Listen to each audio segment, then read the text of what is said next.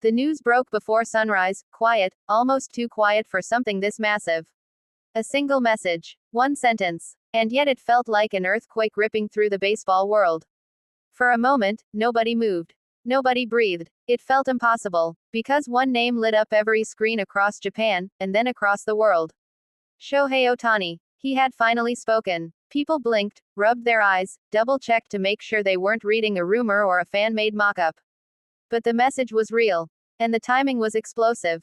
Ohtani had declared his intention to return. Not to a team, not to a league, but to something bigger, something deeper. The World Baseball Classic. The same battlefield where legends rise, where nations stop in their tracks, where pressure crushes even the greatest of athletes.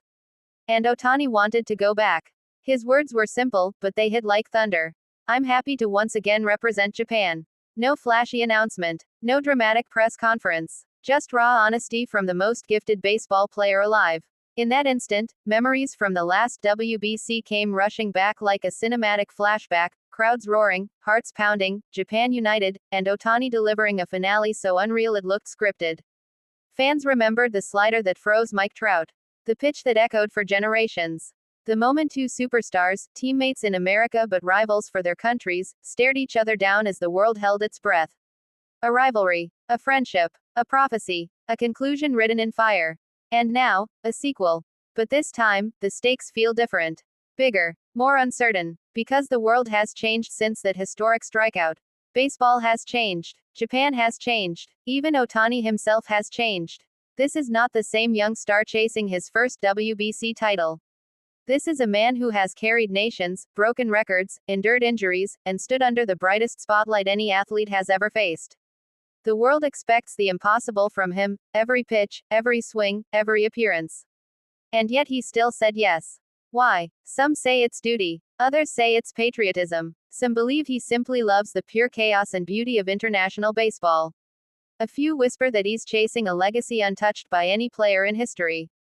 But perhaps the simplest truth is the most powerful. Ohtani has always been a competitor first. When lights shine brightest, he steps forward. Always. And you can feel it already, the tremors of excitement moving through Japan. The way kids grabbed their gloves the moment the news spread.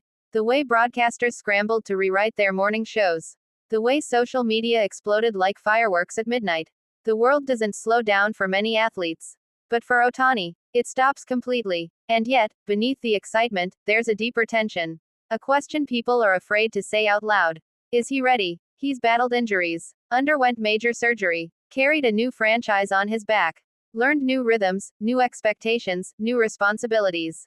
His body has endured everything imaginable. And still, he chooses to face the world again, not as a designated hitter, not as a showpiece, but as the face of Japan's baseball soul. There's something poetic about that. Something almost mythical. Because Ohtani doesn't just represent a national team. He represents belief, the idea that greatness can look effortless, that humility can coexist with dominance, that a single human being can lift the spirits of millions. And as March approaches, you can already sense the storm forming. The WBC is not a quiet tournament. It is loud, emotional, unforgiving. Every inning feels like a Game 7. Every mistake becomes a headline. Every hero is immortalized, and every failure echoes. For years, Ohtani knows all of this. And he still walks toward the fire. His teammates will follow him, because how could they not? When the greatest player in the world shows up with the simplest message, I'm here, everyone around him rises. They've seen what he can do. The world has seen what he can do. And yet every time he takes the field, he invents something new, something no one expected, something the sport has never witnessed. The possibility of what he might do next is almost frightening. Will he pitch? Will he hit? Will he do both again under global pressure?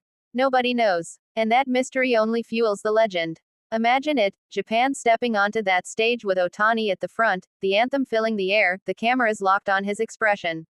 Calm, sharp, determined. Opponents will feel it too. The respect, the intimidation, the electricity that always surrounds him. Because when Shohei Ohtani plays, the world watches differently. Every swing feels like a prophecy. Every pitch feels like destiny. Every moment feels like history forming in real time. And as he prepares for another run, fans can't help but dream bigger. To wonder if he will deliver another iconic moment, another Trout duel, another miracle pitch, another story that children will tell each other decades from now. But whatever happens next spring, one thing is already certain. This is more than a return. This is a statement. A reminder that the heart of a champion doesn't fade. A reminder that representing your country is a privilege, not an obligation.